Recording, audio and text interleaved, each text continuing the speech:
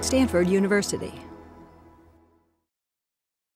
Hi everybody, I am Jessica Kahn and I am Director of Engineering at Tapulous. We're the makers of the #1 game on the iPhone, and we're located right here in Palo Alto. And it is a pleasure to come and talk to you today about the company and how it's developed over the last year and what we're doing in the future as well. So to get started, I'm just going to play you a video which you got a sneak peek of a moment ago while we were organizing our audio.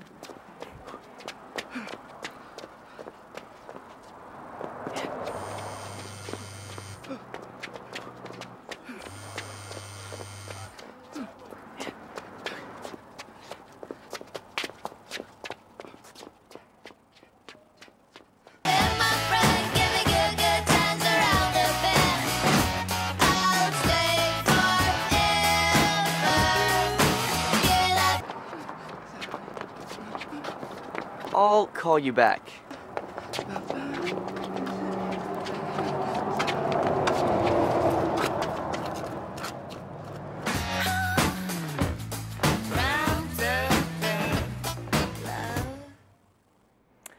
So, as you probably gathered, that was a promo video for Tap Tap Revenge 2, which is our flagship product. We shipped it earlier this year. It's the 2.0, obviously, of Tap Tap Revenge, which is the most installed app on the App Store. We have 32% market penetration, so according to ComScore, these are numbers from April, we were at one time or another installed on one of every 3 iPhone or iPod Touch devices. We are the most downloaded game on the App Store, according to Apple itself, numbers released in December as well as in April. We have 10 million unique installs. We have 3 million unique users per month. We've had 100 million games played in Tap Tap Revenge. Our featured track, which we release late Wednesday into Thursday, called Tap Tap Thursdays, gets downloaded at times, if it's a popular track, 500 times in a single week. 500,000 times, sorry. We also have a business in premium games, where we sell them for $4.99. They're based on the Tap Tap Revenge engine, but we partner with bands like Coldplay. This is the most recent one that we released. And in total, we've sold 250,000 units of those paid games. So we've sold Nin games, we've sold Weezer games, we've sold Coldplay games. It's a good little business. And then another product of ours, which is quite popular, is Twinkle. So Twinkle is known in part for being an application that you can post to Twitter from. But additionally, it posts messages to the Tapulous network, and you can post sort of to your local area. So you boot up Twinkle, and you can see messages being posted within 50 miles of you, no matter what sort of account you have. If you're not on Twitter, it doesn't matter. We've had a total of 25 million messages posted from Twinkle. So that was just a really quick run-through of where we're at as a company, just to show you that you can have fantastic success developing iPhone applications. You can reach tremendous numbers of users. It's good fun, it's good profit. I highly recommend it. I do it as my living. So the rest of the talk is a little bit more sedate, no more fun videos, no more crazy statistics, but it's just kind of going to be me explaining who I am, who Tapulous is, core principles related to software startups in general. Troy explained to me that you guys are budding entrepreneurs and maybe want to know a little bit about how to turn your iPhone development skills into a business. And then specifically, because I'm Director of Engineering and I know how to do engineering as a process, I want to speak to some successful iPhone software development tactics and practices. And then we can wrap up and do Q&A. And this is totally informal, so at any time, if you guys want to ask a question, feel free to interrupt me. Not a problem at all. So my background. I'm definitely a mix of formal training and a lot of improvisation. I do not have an engineering degree. I got a psychology degree. I took some engineering classes in college, though. I just came to it really late. I didn't realize until I was a senior that this was kind of what I was meant to do. And I couldn't believe how fun it was and that people would pay me to do it. So I got my first job at a streaming video startup doing quality assurance. And I got laid off 2 months out of school. It was traumatic, and it was fantastic luck. It was the best thing that ever happened to me, because it allowed me to go get a job as a very entry-level Mac software developer. And then I got laid off again. And this is something you're going to learn once you get out of school and you go into business. In high tech, you got to roll with the punches. It's a very fast-changing environment. You almost assuredly will get laid off, and if you don't get laid off, you're not doing it right. So I got laid off again, and that was close second in terms of fantastic luck, best thing that ever happened to me, because I parlayed that into my job at Apple. So I was at Apple for nearly 10 years. I joined there as an entry-level software developer. I ported the help system from macOS 8 to macOS 10. I did the help system, I did Sherlock, I did the PubSub platform, which does RSS underneath all of the applications in the OS that support it, and it's a public API. I managed the team that did that as well and did some social software experiments. Most recently, I was a senior engineer on the Safari Mac platform team. Great 10-year run, and then Tapulous came calling. I was not planning to leave Safari, I was not planning to leave Apple, but this just struck me as a fantastic opportunity. So they knocked on my door and said, come run engineering for us. And I said, okay, and it's been 8 months there for me. Tapulous's evolution, while shorter, is nonetheless action-packed. So I'll back up only to about a year ago, when the founders of Tapulous were stating that the mission of Tapulous was to be the slide or the rock you of the iPhone. So what did they mean by that? They meant, let's put out a smattering of little things that are relatively quick to develop, low cost as a result, get them out there and get sort of very broad penetration versus very deep penetration. Let's have lots of users, but they don't all have to be using the same thing.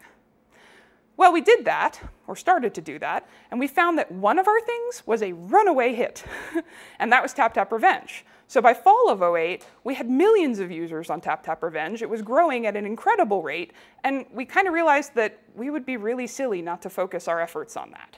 So by fall of 2008, we decided, okay, let's refocus. We're going to be a music gaming company for the iPhone. We're going to be the dominant music gaming company for the iPhone. That's definitely been the mission that we're executing on right now. So that brings us to spring 2009, right now. What are we doing? Well, we are building our network.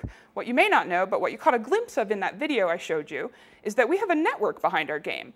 And we're exposing it more and more in internet-enabled game features. So we want people to be playing in massive online multiplayer rooms. We want people to do challenge a friend, as you were seeing in the video. We want people to have Tapulous accounts and avatars and things that they win and abilities to talk trash to their friends and encourage their friends to play the game. And so that's a big focus of ours right now. And all those are ways in which we're working to keep users engaged. In addition to building the network to keep users engaged, we think it's really important to offer users really high quality content. And so we are working around the clock to book the best bands into our game, basically. So we had, I don't know, in the last couple of weeks, we've had some really major hits, including, I think, this past week's Tap Tap Thursday's track had been in the Billboard top 5 for sure. It might even have been top 1 pretty recently. Summer 2009, which you guys are probably all aware of, is iPhone OS 3.0. So I have to stress to you, and I feel very deeply and somewhat stressed by myself, if you don't pay attention to the fact that iPhone OS 3.0 is coming, and the smoke signals are all indicating that it's coming sooner than later, right? Apple says summer of 2009. And often you can interpret that to be, well, right, that's going to be like September 21st. I don't think so. Personally, the smoke signals are telling to me that this is coming sooner than that. And be ready. Be developing your features for iPhone OS 3.0 now, because if you're first out the gate using really cool APIs that only exist in 3.0, you're going to gain momentum and you're going to leave your competition behind. It's really important. If you don't do that, they're going to leave you behind. The other thing about that is that numbers have shown that users of iPhone and iPod Touch upgrade their OS very, very quickly. So don't be overly concerned that you're going to target OS 3.0 and cut out a bunch of your users. I don't think that's a big concern. So no matter what, even if you're not trying to be the dominant music gaming company in the iPhone sphere, just no matter what you're doing in the iPhone sphere, or really any software startup sphere, you got to focus on building a great team, You got to focus on strengthening your brand. You got to work to become more predictable about what you're doing because people don't want to invest in you, and you're going to have a hard time attracting that great team if you can't reliably turn out results. But you got to work to become more predictable in a way that doesn't kill your creativity and your energy. And seek out and listen to advice. So this section of my talk really is speaking to the guys out here and the women out here who want to be entrepreneurs. This is what I've been learning coming from 10 years in big company to now being entrepreneurial myself. So building a great team. I know iPhone development is appealing because you can do it by yourself, and I won't discourage you from doing it by yourself, but wow, if you have a great team, you can do a lot more, and you can do it a lot faster. And so I would say try to build a great team if you can, and here's how you should do it. Don't be afraid to be very selective. So you're building a business, and there are time pressures contributing to you wanting to ship products as fast as you possibly can. And boy, did we suffer through this in the last 6 months. Our team was too small. And on a daily basis, we were turning away projects that we really wanted to do, but we just didn't have the bandwidth to do them. Very, very painful spot to be in. Guess what? It's much more painful if you staff up with the wrong people, and then you're stuck with them, and they can wreak havoc in your company. And so I say, take the pain of not being able to do the projects as quickly as you want, and wait and be very selective about the people that you hire. When you're hiring, especially in developing iPhone apps where the entire platform is brand new and it's built upon a platform where the skill set was highly specialized, and so your pool of applicants would be pretty small anyway, don't worry so much about whether people have the skill set that you desire. So when you're picking somebody to found your company with, I wouldn't care so much that they've got 5 years of macOS 10 development experience. Look for the person who has the passion that you have, and look for the person who has the integrity that you want, and they will build the skills. And so to me, when I'm looking for people to hire, I care about passion and integrity foremost. Be super flexible about job descriptions when you're a small company or when you're just yourself and you're looking for somebody to partner with. If you're too rigid, you are not going to find the right person. The right person will have walked by, and you're not going to judge them to be right because they didn't fit your 10 bullet points. What I always say to people when they come in an interview and they say, well, what job description am I applying for? I say, it doesn't really matter. We'll build the job description to fit you. If you're the right person, it doesn't matter. You know, we'll make the job work. That said, as you grow, you need to make sure to diversify. And what do I mean by that? Sure, of course, you want a mix of men and women and different backgrounds, but specifically what I'm speaking to is expertise. You want different kinds of expertise, but you also want different levels of expertise. So Tapulous today, we were just talking about this at a company meeting literally an hour ago. Just this week, we hit sort of critical mass of feeling like we have the right team. It's an excellent team. It's 15 people now. I have 6 developers and 3 designers working with me, and then we have a couple of other people in the company that are doing marketing and doing community, but in terms of the engineering and the design, it's 9 people plus myself. And we have a really good spread of backgrounds and skill sets. So some of us are hardcore, old school Apple people. Some of us are back-end engineers with Ruby on Rails and, you know, MySQL experience. Some of us have been in industry for 12 years. Some of us are brand new to it. Some of us are still in school or have 1 or 2 years of experience. And having that mixture is extremely, it just builds the right energy. So I would say, I caution you to make sure that you diversify in that way. The other thing that Tapulous focuses on, at least as much as team, is brand. So this is going to differ company to company. Not everybody is going to agree with what I view as the important things to strengthen your brand. But for me, we have to invest very heavily in the aesthetics. We care about how every pixel looks. Part of that is because many of us are from deep Apple backgrounds where it was totally unacceptable if a button was 1 pixel to the left of where it ought to be. And I kid you not, my last task on the Safari team was making a button that had the right size green gradient etched text in an oval button. And I was told to spend as long as I needed to spend to get it to look absolutely perfect. And it took me 2 weeks. But it was the right investment to make. And Tapulous continues with that sort of investment. So we care a lot about how things look. Don't compromise too much. Oh, sorry. Are you guys just off University Avenue? I think I might have walked down. We're on Hamilton. Yeah, yeah. I think I've seen Feel free to stop in. We're in a storefront on Hamilton. Yeah. Sorry, he just asked, are we located in just off University in Palo Alto? Near the creamery? Yes, we are near the Palo Alto Creamery. So my next bullet point is a little controversial. In fact, my boss, the founder of Tapulous, one of the founders of Tapulous, Bart, saw this bullet and he really wanted me to remove too much. He wanted me to say, don't compromise on quality. I say don't compromise too much on quality. So, right, you gotta be realistic. Software ships with bugs. And when you're in school, I remember feeling like, well, no. I can get the list complete of everything I know is wrong with this product, and I can fix all of those bugs, and then I just won't release it until I'm done fixing the bugs. That is not reality. The reality is that there's one bug in every 10 lines of code. And you are not going to fix them all before you ship, or you are never going to ship. So what I caution you to do is don't compromise too much on quality. Make sure that you select the right things to fix before you ship, and then there are some trade-offs, because if you wait too long, your brand is meaningless because you missed the boat. Your competition just took you over. Use Twitter and YouTube and other community-driven sites to strengthen your brand. So this is something that's accessible to everyone, even a one-person company, because these things are free. Get a Twitter account, start interacting with your community, post viral videos on YouTube. The video, like what I showed you, is not a tremendous investment to make if you find a buddy who's good with video editing skills. Do those things, get them posted, and it's amazing the kind of buzz that you can generate. We've been working hard on building our Twitter following in the last just maybe 3 weeks, and I think we're gaining about 1,000 followers a week. We're running contests through Twitter, and it's really building our buzz basically for free, just with a little bit of time spent. Piggyback on Apple's marketing prowess. So Apple is one of the most successful brands, if not the most successful brand in the world, sort of ever, right? Look at what they're doing right and mimic it. And then they might like you and market you for free. That's huge. They do that with iPhone apps. They do that with iPhone apps for companies like us. They do that for big companies like Facebook. But they do that for individual developers too. The guy who made DrumKit, I know, his stuff has ended up on billboards all over America. He's one guy. He made this one app, and Apple promotes him totally for free with advertising that costs hundreds of thousands of dollars to produce. So bear in mind what Apple likes to promote and build things that they're going to like. So I mean, and I can't stress this enough. We think about it right down to what colors are we putting in our game. They like primary colors. Focus on primary colors if that's what Apple likes. Pay attention to what their aesthetics are and mimic them to the extent that you think it might help, piggyback on their marketing.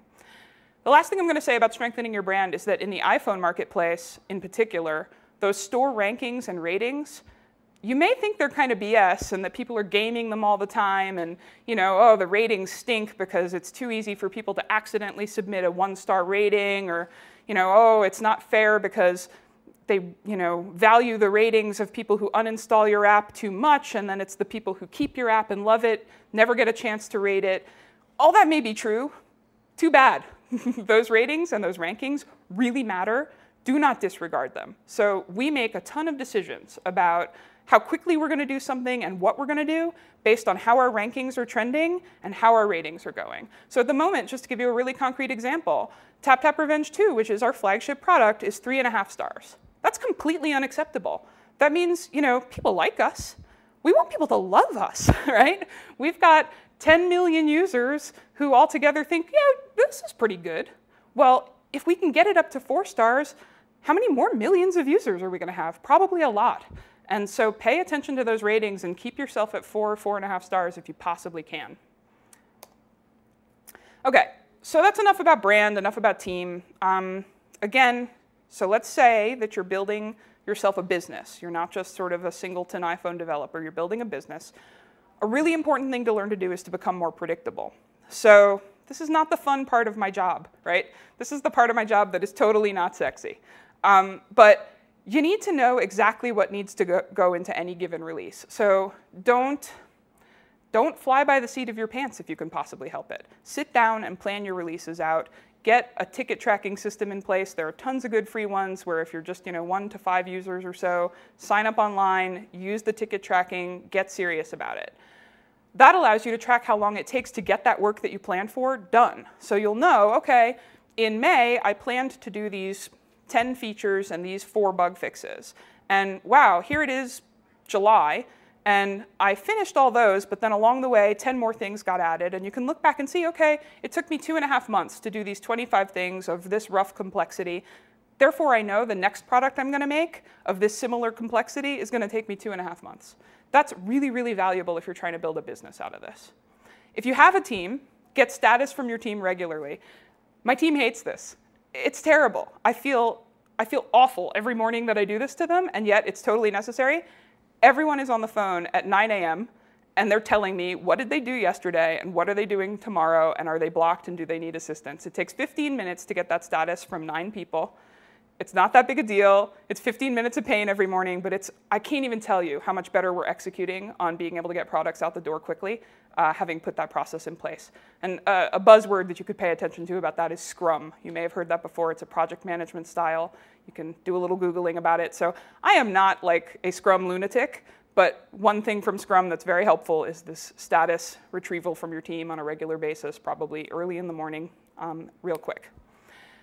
Last thing is, the other unpleasant part of my job is that I'm the one who says no. So the crazy founders come in and say, oh, Jess, this release is going to be so much better if we could just make it like, cook people's toast in the morning before, but just make it do this crazy thing. And it's like, no, we need to ship. We have to ship. I have to say no.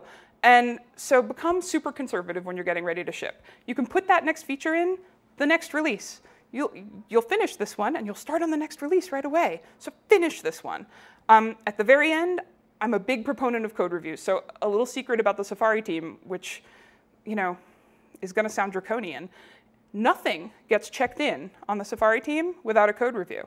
Every single change in that source tree is code reviewed.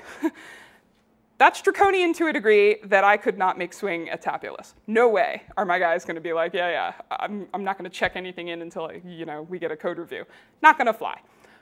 But what I did put in place, which is fantastic, is sort of like, code review without even realizing it. So now all the engineers have diffs, prettified diffs in HTML email showing up in their mailboxes. Oh, sure. So the question is about iPhone OS 3.0 and the fact that I'm enthusiastic about developing for it in a timely fashion, and what are the features that make me enthusiastic about it. So I think you have to be an iPhone developer to get a lot of detail about the different APIs, and so I wouldn't want to overstep what I'm allowed to say under NDA. However, I do know that some publicly announced things, Yeah, well, but this is being broadcast to the world, so I do have to be super careful, and do not want to burn my bridges at Apple, which is a fantastic place. So what I can say is the stuff that I know is publicly talked about, right? So one of the hugest deals, I think, is micro transactions and in-app commerce. So that's huge. The fact that we can allow people to buy little things that don't cost much money, I think that that's a tremendous thing, not just for Tapulous. That's a tremendous thing for everyone who's developing iPhone apps, and one might be remiss to not try to sell your users something. I know that sounds terribly commercial of me, but my job is to run a commercial company, so think about commerce. There are lots of other neat features. I mean, I remember things related to Bluetooth, sort of ad hoc, networking, where you can join a network together and do, in essence, peer-to-peer networking, which is great for games in particular. But yeah, I would say go to the Apple developer website to get sort of the full list of really neato 3.0 features. But it's cram-packed with lots of really amazing new stuff. And they're on beta 5 now, so it's pretty far along in terms of being able to work with the platform and test things out. OK, so the last thing about being a conservative when you're getting ready to ship, try to get people to review code. It is really helpful. You learn a ton from your colleagues. Even myself, as someone who's been developing software for 12 years, I learn things by watching what my colleagues are checking in. And I catch things that are getting checked in that were mistakes. Everyone makes mistakes. Even really excellent, incredibly senior rock star developers accidentally comment something out and check it in. And just having those diffs show up in email, we catch a lot of those things, and it saves a lot of time and money and sometimes heartache. Finally, as you're getting ready to ship, just get super strict about what you'll accept into your source tree. Don't let people check crazy things in. We have a concept of blockers, where we take blockers only. So do not check anything in unless it's considered something that would block the release. And then do betas. I mean, Apple doesn't provide a super easy way to do betas, because you're limited to numbers of devices you can distribute things to and such. But there is a way to do betas. And I think you'd be remiss to not set up a great beta program. And we have so many enthusiastic beta people. We have people asking every day to join our beta program. These, crazy 12 to 17-year-old kids who play our game 4 hours a day and are thrilled to be able to help us by testing the game. They do a great job for us. It's totally free, and I recommend that you leverage them as well. Okay, so that was like me being a drag, me being boring, me saying no to people, me, stopping the process from going crazy. But if you don't go crazy, A, you're not having any fun, and B, you're not doing anything innovative and creative. So encourage creativity. How do we do that at Tapulous? Well, we've tried on the 20% time thing, which is like 1/5 of any developer's time could be used doing anything that they want to do. No oversight from me, and I don't much care what it is, but if they get excited about it and want to show it to me, then fantastic, and maybe we'll take it and develop it into a product. We've tried that. That's not what we're doing currently, but it does work. It's been proven to work at Google. It's a good recipe. What we're doing right now is basically skunkworks, so in an informal way. Skunkworks, by definition, is that there's a group of people who are very loosely managed. There's very little bureaucracy or oversight, and they just get to do really crazy things, but it's not limited to like 1/5 of their time. So I do not have the luxury of allowing my guys to go off and do skunkworks all day, right? I have products that we can't build fast enough. So the unfortunate reality of like the crazy little iPhone startup is that skunkworks is what you do at 10 p.m. But my guys are so excited about the fact that they can go off and do whatever they want to do, and that maybe we'll make it into a product that goes to millions of people if they do it well. They do it from like 10 p.m. to 4 a.m. sometimes, right? So they get their work done that I needed them, that they committed to do in the morning, and then they go do these skunkworks things, and one of them is actually going to ship probably next week. So encourage your guys to be creative. Just also balance it with needing to get your company objectives, fulfilled. Facilitate healthy brainstorming. So this is totally corporate of me, and I don't know how many of you have been in a corporate environment, but this is a good corporate thing. Brainstorming is something that you actually have to you have to facilitate. You have to think hard about how it's being done. Because as engineers, right, one of the best pieces of advice I ever got from a VC maybe, I don't know, 10, 12 years ago, he said, Jess, you're smart enough that I would hire you to run a company, but the problem is you're too much of an engineer. I said, well, what's that? Why is that a problem? He said, because as soon as I say an idea to you, you find fault in it. You go poking for all the places where it's broken. That's a great thing for an engineer to do, right? Terrible thing for an entrepreneur to do. Terrible, terrible thing.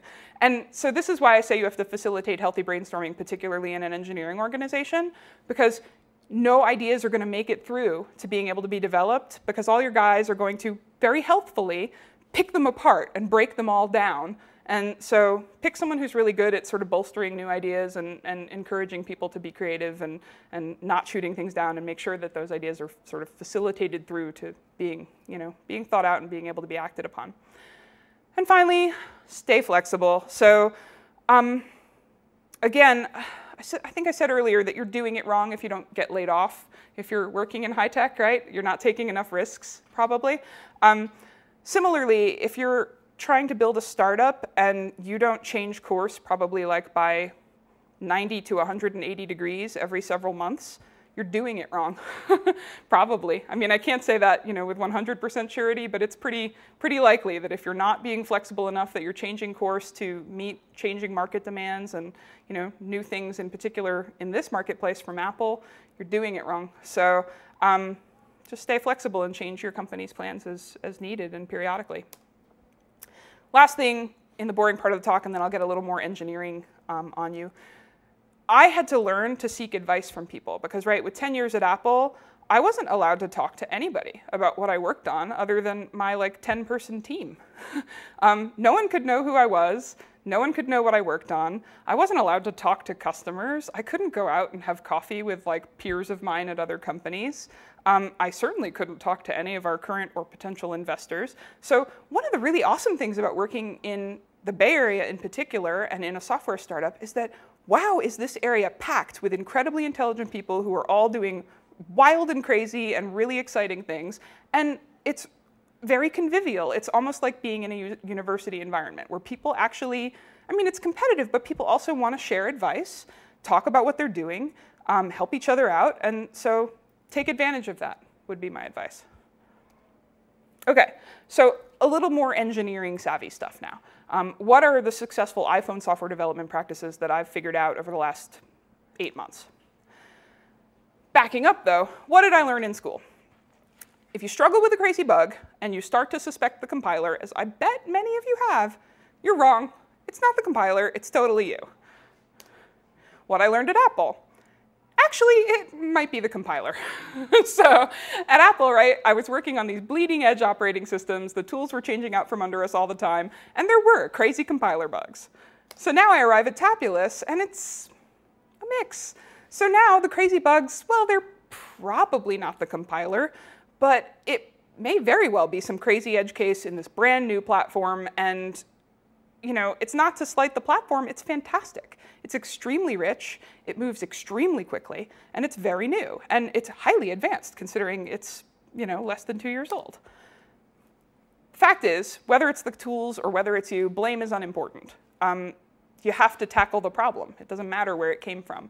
And so what I would advise you to do even more than making yourself the most rock star coder who can spit out reams of incredible new code, learn how to deal with existing code bases, especially on the iPhone and its crazy platform.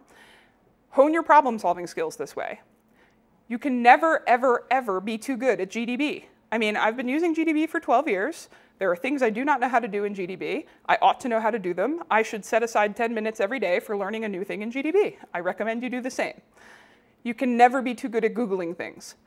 Many, many, many people are out there suffering the same problems that you are, and just learn how to find them and learn what they're talking about on their blogs, right? And take advantage of the fact that other people have been there before. Similarly, you can never know too many people. So this goes back to my Apple days where my network was small because I was hidden from the developer community. Well, the iPhone developer community is actually, you can be out there and you can have a personality and people can know you and you can build your network and then you can work together, right? Yes, we're competing against each other, but engineers get in a room and have a beer and talk about the crazy bug they were solving, and it's not like someone's going to not tell me about how to solve the bug I'm telling them about. So build your network. Code defensively. Again, this goes back to, I don't really care about people who can write tremendous reams of brand new, beautiful code. It's actually much more important to me that people write code carefully. And I don't need it to be the most sort of intelligent, exciting, innovative code. I need it to be well defended. It needs to be as bug-free as possible. And there are processes that you can learn and sort of ways that you can go about making sure that you write good code. And that goes to establishing some best practices for coding. So what are the best practices for coding generally, independent of iPhone? Please don't be cute. It's very possible to be very cute in code. There are obfuscated code contests you can enter if you feel like you need to get that out of your system. Don't do that in the code base that you're developing professionally, and your new teammate will not appreciate how smart you are nearly as much as you appreciate it. Another thing that my team in particular kind of dislikes about me, I'll admit, is I am a warnings are errors nightmare. I do not let people turn that off. Warnings are errors. So warnings are there for a reason. I've worked with code bases that would generate 500 warnings on a regular basis because people left warnings or errors off. And the problem is, maybe those 500 warnings are actually, not very important. The 501st could be a terrible, horrible bug that you're going to miss because it's lost in a sea of warnings. So I encourage you to believe that warnings are errors. I'm not a particularly prolific or genius coder, and so I actually step through all the new code that I write. That's how I know it's working. So not everybody needs to do that. I realize that that's a very, very conservative maneuver on my part, but it's not a bad thing to do if you have the time. The other thing you can do to make sure your new code is working is write unit tests. But I encourage you to actually proactively do something so that you know that the new code you've written is working. The other thing that I learned at Apple and that I was surprised to learn a lot of developers don't know how to do outside of Apple is use the available tools to periodically check for things like leaks and memory smashers and other sort of resource misbehavior. So Apple provides an incredible suite of tools for introspecting into your code, profiling, watching what you're doing with memory, watching object allocations and deallocations, putting guard pages around memory so that you can see if you're overwriting or underwriting. Use those tools. Learn how to use them. It's a valuable investment of your time. And periodically look for those things as you're developing, even if you don't see any misbehavior in your code, I guarantee you, you're going to find that you did something stupid and you can fix it before you ship and before your customer ever suffers from the bug. And then the last thing, which is near and dear to my heart because I've done internet-dependent applications for my entire career, is use a sniffer to verify your HTTP traffic or your other network traffic if you're doing a network-enabled application. The most common thing that basically anybody who's been doing internet-savvy applications for a living will be able to tell you a horror story about is you write your own distributed denial of service attack. So I've done that twice. It happens. I will say, when I was managing the team that did PubSub at Apple, we had a bug in our PubSub framework that basically was pinging a particular server way too frequently because everyone had that server in their default bookmarks. And that's a lot of people when you're talking about the default installs of Safari.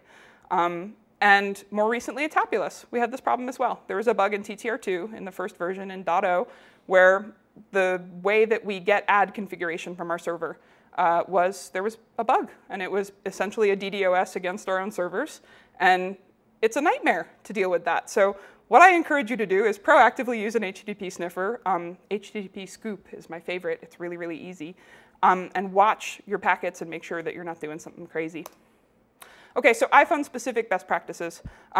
Briefly, it's just like macOS 10, right? And so for those of you who've been doing macOS 10 development, well, this is super easy to transfer your skills. Wrong. This has been the biggest technical challenge for me in my career, I think. So I knew macOS 10 like the back of my hand. iPhone is based on macOS 10. It's a version of macOS 10, so to speak, but it's an embedded system, and it's got lots of APIs that operate only on that device, and the device itself has hardware characteristics that are totally iPhone specific. I suggest you approach it as a completely new platform. Use real devices for testing regularly. What we found is that people rely on their simulator way too much. For us, it's because it takes a long time to install some of our applications to the device. We've got payloads of maybe 50 megs of songs and graphics, so that takes a long time to install. The problem is the simulator does not accurately simulate everything about the device, and so I really encourage you to take the time to install to your device on a daily basis and run tests on your device. Simulator is great for quick coding and seeing if that feature you just wrote is basically working, but it is not a substitute for testing on the device. The other thing that I think people don't spend a lot of time thinking about that we've been bitten by, and so from experience I know to think about, is that offline and bad edge connections are actually the most common use cases for these devices. So we're in Palo Alto, right? So we've got 4 bars of 3G, or we're on someone's Wi-Fi network, and it's got a strong signal and high bandwidth. Well, that's like an iPhone dream, and it's a dream that is not reality. So make sure that you test everything in your app in airplane mode and disable 3G and Wi-Fi, and make sure that you go into a basement and have a really bad edge connection. And you'll find that things misbehave in interesting ways, and you'll want to address that before you ship. OK, so wrapping up. The iTunes App Store is a crazy and fun marketplace. Individual people can ship wildly popular apps. They can be marketed by Apple, as I said, and show up on billboards across the world. It's fantastically fun. It's very fast-paced. I can't blame you for wanting to get into it. The iPhone OS, similarly, is a crazy and fun platform. You can bring up an app in a day, and you can make very rapid changes to it. You can rapidly prototype with the simulator and with Interface Builder. There are new APIs being added all the time that keep the thing really stimulating, even for people who know the device and the platform well. It's great. You can be an indie and be a success, and a lot of people do that. I know you've heard from those folks already here, where an individual has had fantastic success with an app. But I guess what I want to close by saying is that you can also build a company and be a success, and I think Tapulous is proof of that. Right? As I was saying earlier, we now are a 15-person company, and we are largely self-sustaining. We've been profitable a couple of months in the past 6 months. We're not routinely profitable yet, but we have a trajectory where we can get there. And as I said, we've got 10 million unique users or more, 100 million games played, and we can have a sustainable business based on this market and this OS. And so I encourage you to sort of jump into the fray and build a business out of it. Don't just necessarily sit in your bedroom and do it by yourself. P.S. We love interns. So I have to pitch that. Stanford is a fantastic place to solicit interns from. I can't possibly find a better place than the iPhone class at Stanford to solicit interns from. So if you're interested, send your resume and your cover letter to jobs@Tapulous. I'd love to hear from you. And I guess I'll just sort of open it up to any questions you have about Tapulous, about engineering on the iPhone, about our specific products, really anything if you have a question to ask. So the question is, do we have a separate QA function at Tapulous? And the answer is no.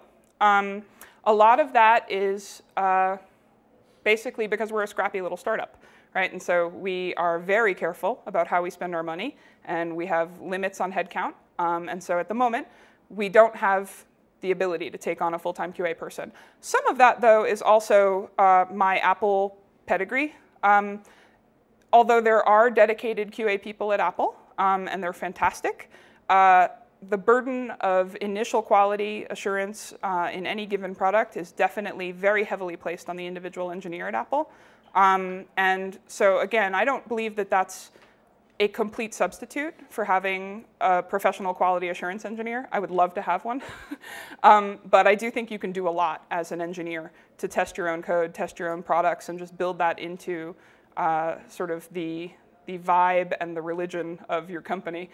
So that's what we're doing right now. And when we get ready to ship a product like TapTap Revenge 2, one of our big ones, the entire company spends probably a whole day testing the app. We all get together and we bang on it as a team. It's great fun, and you know, we find the lion's share of problems. We don't find them all. So, any other questions? I'll skip to back there and then I'll get you. So how many users do you have again? So the question is, how many users do we have? We have over 10 million unique installs.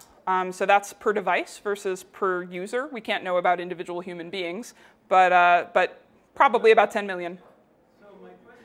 Yeah, you know, so the question was, how realistic is it to build a business on this platform and in this marketplace, given that my company has the #1 game and we can support 15 employees? So really, how much success is out there? And I was talking actually with my boss, Bart, about this earlier today, and he likened it to the early days of the web. So I think, you know, do I think that there are massive successes still waiting out there to happen? Yeah, I think that there probably are, you know, the Facebooks still out there waiting to happen. And it could be that an individual produces that out of his or her bedroom, and it could be that a small company like Tapulous produces that. And frankly, we kind of have started to produce that, right? We, as you pointed out, we have the #1 game. We also are extremely scrappy, right? We're angel funded. We have not sought venture money. And so we're 15 people because that's a nice, comfortable size for us. And we feel that we can break even at a relatively early trajectory with that size. Could we grow faster, and could we be producing more, and could we go seeking venture? I think we could, right? We could be on that faster pace. We just choose not to. But that may be perfectly viable for other folks who want to go that route in this marketplace, I think. Are they our age? Or? Sure. So the question is, can I talk a little bit about the founders of Tapulous and their background and their story? So the two founders that are at the company are Bart de Creme and Andrew Lacey. Bart de Creme, so and one of the sub-question was, are they our age? So our ages are wildly different in this room as I look around. They're my age, so you know, 30s to 40s, basically. And so Bart's background is that he was a founder at Easel. He also was with the Mozilla Foundation for the launch of Firefox 1.0. There's more information about him on our website with sort of details as to his background, but that's sort of a very brief summary of him. He also has a JD from Stanford, I believe. Andrew, who is our COO, Bart is the CEO. Andrew has a business degree from Stanford here, as well as a law degree from a university in Australia, where he's from. And he is he's relatively new to the high-tech startup land. He had been working for 6 years at McKinsey, which is a business consulting place. So he had been into companies, guiding them, but had not been running a company himself. I believe this is his first startup. And you said you tried multiple different apps before you got the hit Mm-hmm. happen. What were the other apps that were failures? So the question is, what were the other apps that we had tried when we were doing the slide or rock you strategy? And the addendum to that was, what were the failures? And I'm going to correct that. I don't think any of them were failures. So we have a number of really wonderful little, what we kind of term baby apps. But baby apps can be pretty good. Baby apps for Tapulous are, they have between 10,000 and 350,000 users. So it's not a bad thing. So the biggest one is Twinkle, which is roughly 350,000 users. That's the one where 25 million messages have been sent with it. Other than that, we have one called Collage, which is a sort of social photo collage thing where people can share photos and they land down on the screen.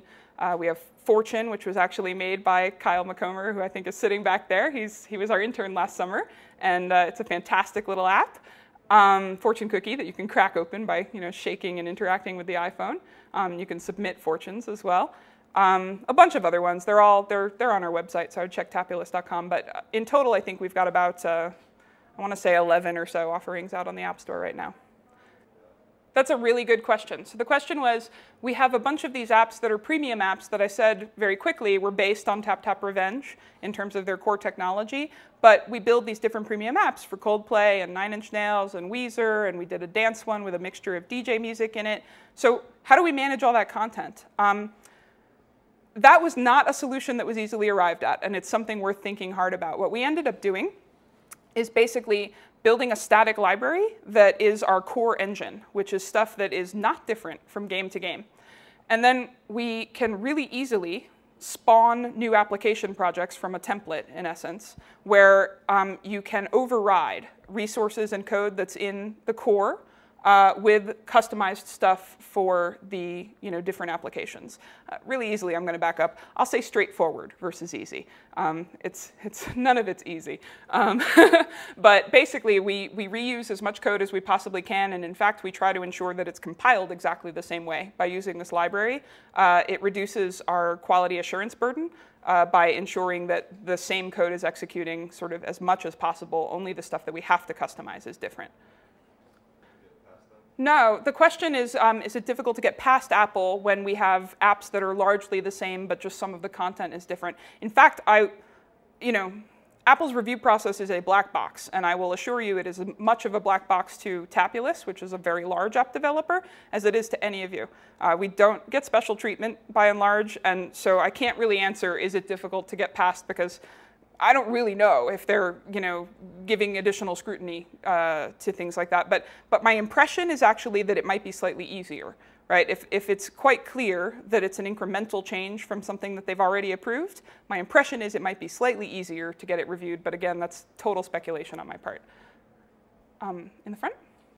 Right. So the question is, how do users report bugs, and is it good to have an in-app way to report bugs? So for us, we use Get Satisfaction, which is a website that's commonly used by a bunch of relatively large companies, as well as little guys like us. And it's a nice support forum where employees like myself can sign up and mark myself as an employee, and I watch things come in and I answer questions, and then we translate things that are real bugs there over into our ticket system to get them fixed. We don't have an in-app bug reporting system. In some ways, I could see that would be really useful, but boy, that sounds like that would add a lot of complexity. And it sounds like you might actually generate more bugs for yourself by trying to put an in-app bug reporting system into your app. So if you have nothing else to do, maybe try that. But I don't know. I might build features that the user would actually want to interact with and play with and enjoy versus a bug reporting system. One thing I should note, though, that Apple just put into iTunes Connect, maybe it was about a week and a half ago, and caused me to jump for joy, is crash reports. So do definitely save your built binaries and your DSIMs, which are your symbol files. Save them from your builds, so then you can go back and symbolicate those crash reports that Apple is now making available to you. We just fixed a ton of crashes that we were previously unaware of in Tap Tap Revenge, so we'll be shipping an update soon that's a lot more stable, and I'm thrilled about it. That's sort of the biggest leap forward for fixing bugs on this platform. Any other? Oh, God, I have so many. I'll go to the back. Sure. So we have ended up hosting our ticket system and our version control. I looked at a whole bunch of different hosted solutions and sort of compared them for feature set and price. And I went with a company called Unfuddle, which is unfuddle.com. It's Subversion, or I want to say they also support Git. I'm pretty sure they do. And a fantastic, wiki and ticket system, and it's quite full-featured, and I think they have a free trial, and their prices are quite reasonable for relatively small accounts. So, Small question. Sure. Come around from Apple or something? Oh, yes, absolutely. So the question is, if your app crashes and you're not connected to your computer, can you retrieve that crash report? Absolutely. So just plug your phone in when you do get to your computer. Go to Xcode and bring up the organizer window. Select your device, and in there you can select a tab for crash logs. And all the crash logs on your device are available there. And you just need to be able to symbolicate them. If you were running a release build that had symbols stripped, you have to be able to symbolicate them. So keep your binaries and your symbol files. I can't say that enough. Anything else, Troy? And what were some of your biggest, I guess, technical challenges coming from Mac OS X to iPhone? You said like this is one of your biggest challenges. Good point. So Troy asked, what were the biggest challenges moving from Mac OS X, the desktop platform, to iPhone for me? An embedded system is a very different beast from a very high-powered modern desktop or laptop machine. And so, right, at Apple, I was certainly not taught to be cavalier about using system resources. Far from it. Performance was one of the things that was paramount. However, even if you're not being cavalier, the simple fact is there's a very usable VM system, and most machines have about 2 gigs of RAM in them.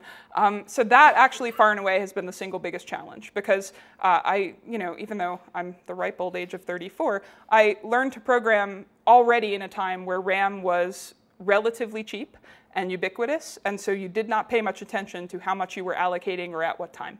The iPhone OS is brutal. If you allocate too much memory, either over time or all at once, you will be ejected, like very unceremoniously. You will get some warnings from the operating system if you're lucky, and then you will be quit. So that has been the single biggest challenge, is learning how to be very conservative with memory usage. But other things related to embedded systems programming as well. So, just learning how to use OpenGL ES versus OpenGL for the desktop system. And again, making sure that you pay attention to things like really bad edge connections and offline use and so on. But the memory, I think, is the biggest thing. Any other questions in the front? So the question is, how difficult would it be to port our games over to another platform like Android? Porting is not rocket science, right? You're not developing a brand new game. However, it's relatively complex considering much of our code is written in Objective-C. I've been through this experience before at Apple, where I had a large Objective-C code base and it needed to be made cross-platform. What we ended up doing there was rewriting from scratch in C++. A platform like Android or like the BlackBerry would be a similar pursuit, right? So we don't have to invent new features and we don't have to sort of spend a lot of time brainstorming, but it's just like a hard slog of rewriting a lot of Objective-C in Java or another cross-platform language. And then on some platforms, they don't have the touch interface or multi-touch interface, and so that would be a real bummer for Tap Revenge in particular. And also, if they don't have OpenGL, that would be a severe problem for us. It's possible, right, to drop down to lower graphic system layers and start, blitting to the screen, but wow, that would be a lot of work. I would really prefer to use OpenGL. So, anything else? I guess that's it. Well, thank you so much for your time, and yeah. Thanks.